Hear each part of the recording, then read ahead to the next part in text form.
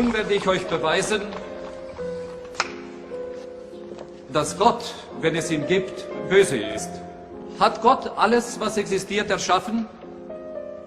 Wenn Gott alles erschaffen hat, dann hat er auch das Böse geschaffen.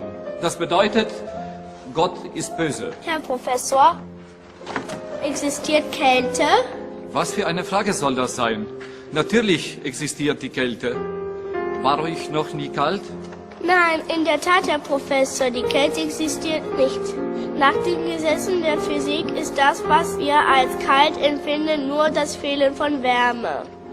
Und existiert Dunkelheit, Herr Professor? Selbstverständlich existiert sie. Nein, sie ist nur das Fehlen von Licht. Wir können das Licht messen, aber die Dunkelheit nicht. Das Böse existiert nicht, genau wie die Kälte und die Dunkelheit. Gott hat das Böse nicht geschaffen. Es ist das Ergebnis dessen, was Gottes Hand noch nicht berührt hat.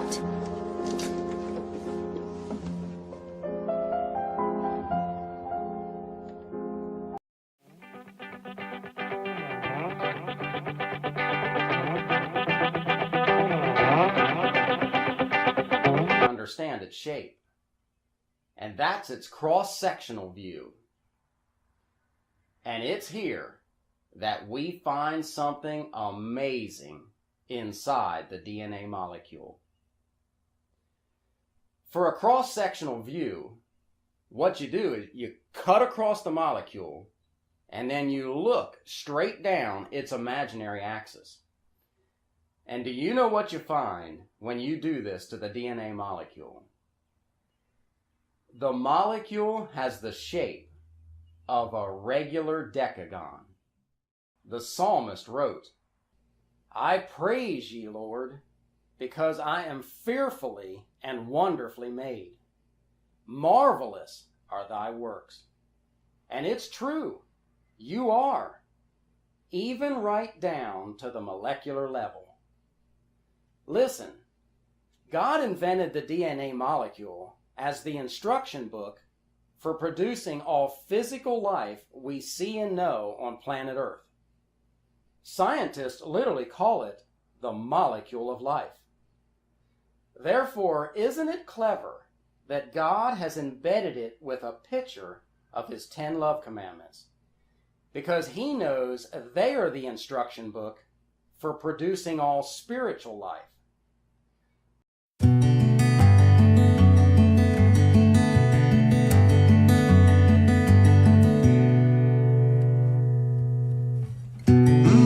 Why? You were not a believer early in your life. Why? It was the way I was raised.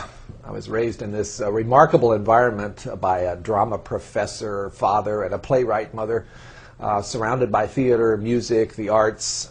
They were doing the 60s thing, except it wasn't quite the 60s yet. And I was exposed to all kinds of fascinating ways to learn about life and the world and ideas. But faith was not really on the list of things that were talked about. It wasn't that faith was put down or considered inappropriate for other people. It just didn't sort of enter the conversation in my childhood. Did it exist in your mind as a question? Oh, I had glimmers of something, some longing outside of myself, some sense that maybe there was a God up there that I might be able to reach out to. What brought you as an adult then to faith? Well, first, as an adult, I walked very far away from faith. I went from being sort of vaguely interested, but not really, to becoming an atheist. As a scientist studying physical chemistry, quantum mechanics, I became convinced that everything about the universe could be described by equations. So what changed that for you? Well, I changed my life plan from physical science to medicine. And when I went to medical school, the ideas about death and dying, which had been rather hypothetical, became very real. You can't be in that environment, sitting at the bedside of people who are facing the end of their lives, without having it affect you.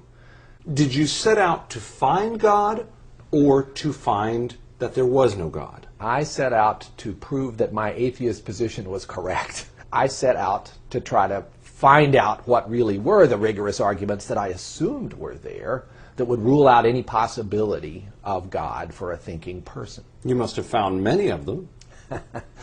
I found many of them were ones I had cooked up in my own mind, but the harder I looked at them, the flimsier they were. All of us human beings have a sense that there is such a thing as right and there's such a thing as wrong. What a curious thing. Where does that come from? If you were looking for evidence of a God who cares about human beings, not just a God who started the universe in motion and then wandered off somewhere else, wouldn't this be an interesting place to find him? Basically as something written within our hearts, universally in humankind, making us different from other species, and calling us to be good and holy, pointing us as a signpost, if you will, towards something outside ourselves that is much more good and much more holy than we can imagine. Did you have at some point a born-again experience? When people talked to me about born again, I didn't know what they were really referring to when I was growing up. But yes, I did have a moment where I became a believer. I had struggled for 2 years with this debate within myself, gradually coming to the conclusion that belief in God was the most plausible of the choices, but that it couldn't be proved. And after many months of struggling with whether to make that leap, on a beautiful fall day, hiking in the Northwest with my mind a little more clear than usual because there were not the usual distractions, I felt I could no longer resist. And I became a believer that day in the sunshine and the shadow of the Cascade Mountains.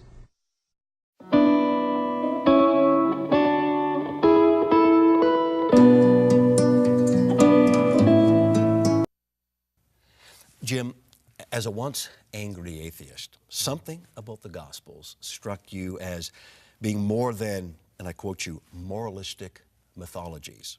They actually appeared to be ancient eyewitness accounts, and that very fact became important to you. Why? I think because when I first started, I was just interested in Jesus' words. So if it had been just a list like a Gospel of Thomas, a list of the quotes of Jesus, the kind of proverbial wisdom of Jesus, that would be one kind of document. But of course the Gospels aren't that at all. The Gospels appear to be recording a series of events that include Jesus' words, but they appear to be a historical account. And that's a very different proposal altogether. That means that if it is history, if it's a claim about something that actually happened, it means it's falsifiable. In other words, it's like my cold cases. I have people who will say, hey, I saw this is what happened, and they give me a narrative. Well, I can actually go in and take a look and see if that's reliable. Is that true? Did it actually happen? Is it falsifiable? And that gives me a point of context, a point of reference to begin an investigation. You'd have a hard time doing that if, for example, all we have is the Gospel of Thomas, a series of proverbial statements for the most part from Jesus. We'd have a really hard time even doing any kind of an historical investigation to see if it actually occurred. But these don't have that kind of contextual feeling. As I read through them, I saw they had properties that were similar to the properties of eyewitnesses when you have more than one witness to see in an event. When you have multiple eyewitness accounts, they have a certain characteristic, a certain flavor. And at first, as I read through these, I didn't really put my finger on what it was about them. I have in the book, but for me, my gut instinct as an investigator said, wow, that's interesting. I've seen that before in a robbery. I've seen that before in a homicide account. So it just caused me to take the next step. I think we're blessed as Christians that we don't believe something that's not rooted in history. We believe something that had to actually occur. As Paul said, if the resurrection didn't actually occur in history, we're to be pitied. They're lying as eyewitnesses, he says. We're a lie. It's all a lie. And that's the beautiful thing about Christianity, is it's something you can actually investigate. I'm grateful for that because as an investigator, that's exactly how I came to faith.